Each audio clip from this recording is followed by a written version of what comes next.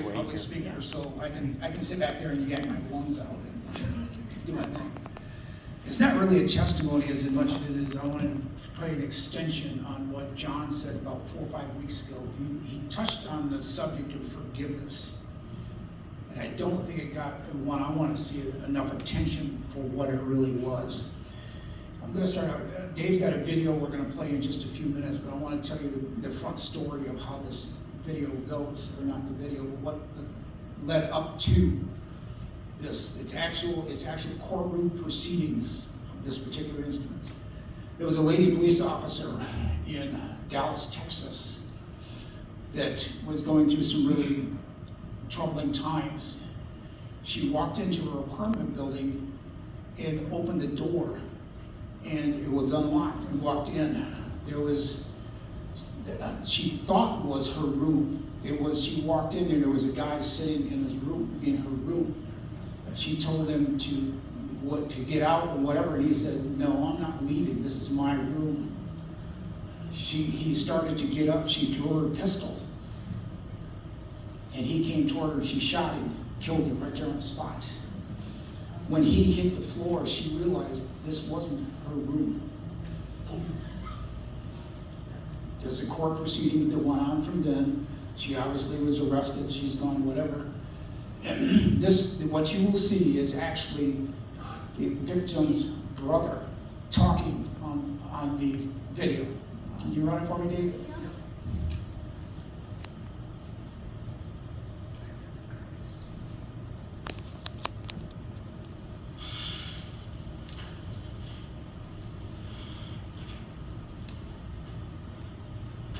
I don't want to say twice or for the 100th time what or how much you've taken from us. I think you know that. But I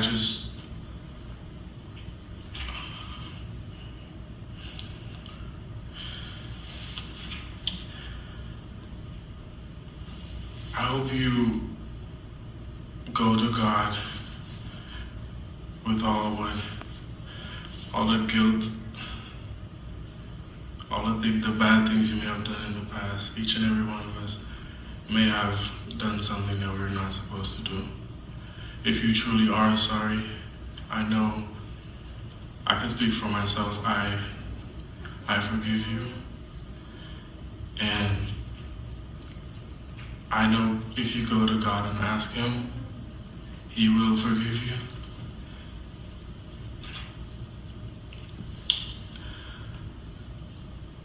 And I don't think anyone could say it. Again, I'm speaking for myself, not even on behalf of my family. But I love you just like anyone else. And I'm not gonna say I hope you rot and die just like my brother did, but I personally want the best for you.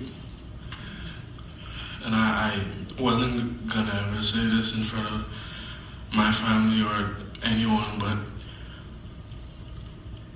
I don't even want you to go to jail. I want the best for you. Because I know that's exactly what both of them would want you to do. And the best would be give your life to Christ.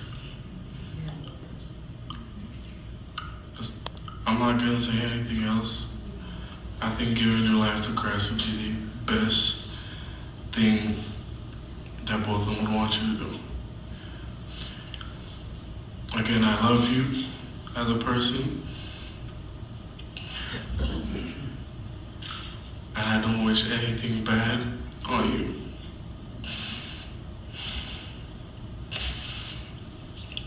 I don't know if this is possible, but can I give her a hug, please? Please? Yes. The judge at this point is actually in tears. It's a lady judge.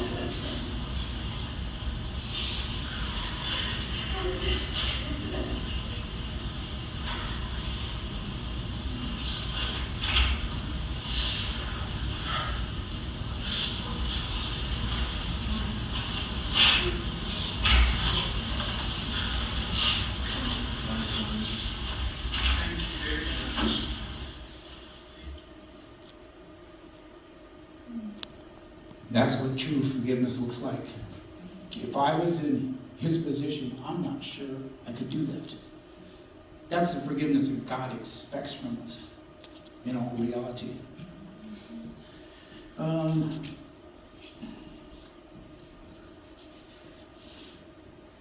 guess there's two things that I can tell you real quickly to take from this. Number one, the guy got up there and came toward her, and then that's when she shot him. Point number one, if that guy with a gun in my face tells you to stand on one foot and squawk like a chicken, do it. Do not confront the issue. And could I? I'm not sure.